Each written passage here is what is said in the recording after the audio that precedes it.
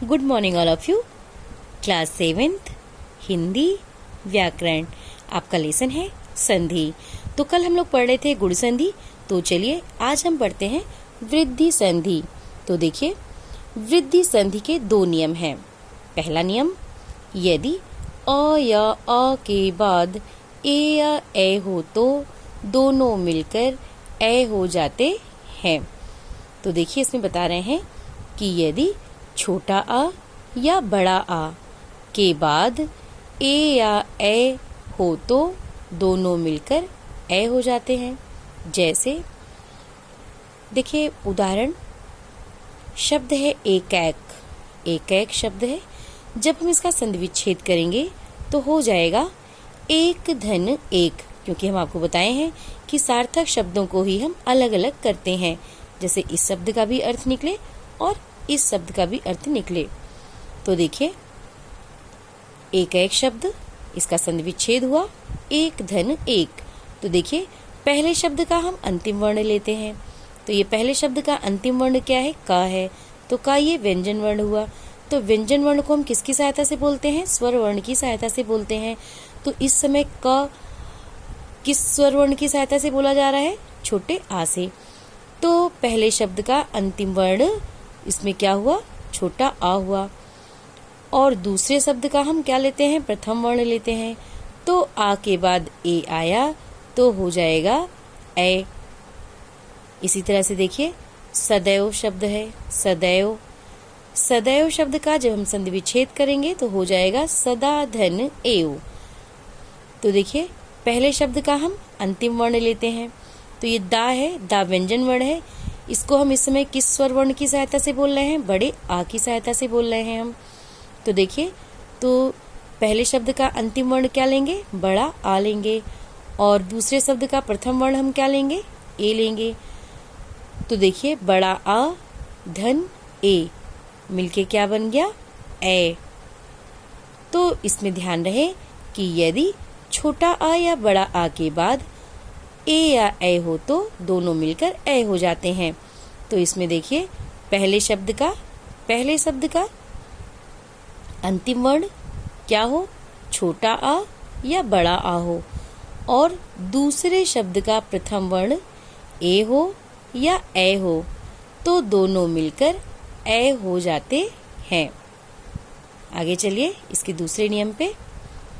देखिए, यदि अ या अ के बाद ओ या औ हो तो दोनों मिलकर औ हो जाता है।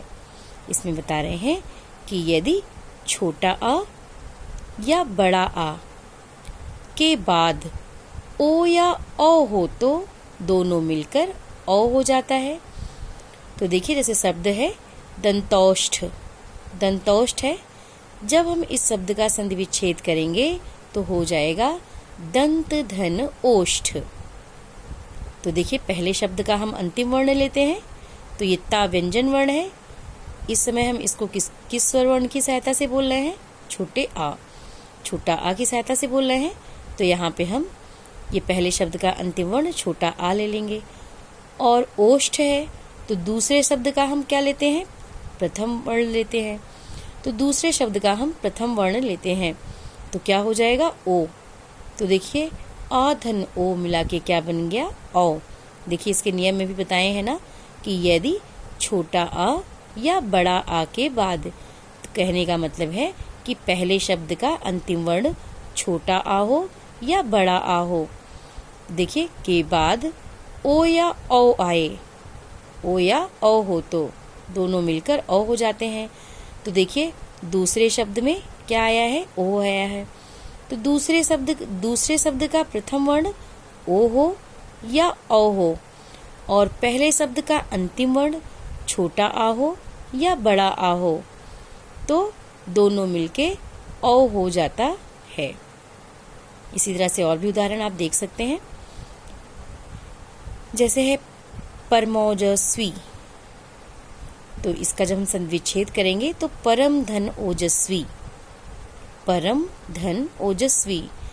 तो परम शब्द है और पहले शब्द का हम अंतिम वर्ण लेते हैं। तो देखिए, माँ है, तो माँ व्यंजन वर्ण है, व्यंजन वर्ण को हम स्वर वर्ण की सहायता से बोलते हैं, तो इस समय हम माँ को छोटे आ की सहायता से बोल रहे हैं।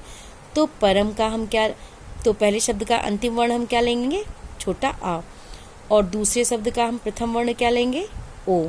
तो छोटे आ के बाद क्या आया है, ओ आया है, इसलिए यहाँ पे ओ हो जाएगा। तो बन गया शब्द परमौजस्वी। तो ध्यान रहे इसमें कि जब छोटा आ या बड़ा आ, यदि छोटा आ या बड़ा आ के बाद, तो कहने का मतलब है पहले शब्द का अंतिम वर्ण छोटा आ हो या बड़ा आ हो, और दूसरे शब्द का प्रथम वर्ण ओ हो या औ हो, तो दोनों मिलकर औ हो जाता है। तो ये था आपका वृद्धि संधि। तो आज बस इतना ही, आगे कल आज आपका होमवर्क है, क्वेश्चन नोट करिए। वृद्धि संधि से आप क्या समझते हैं? वृद्धि संधि से आप क्या समझते हैं? उदाहरण सहित समझाइए। Thank you.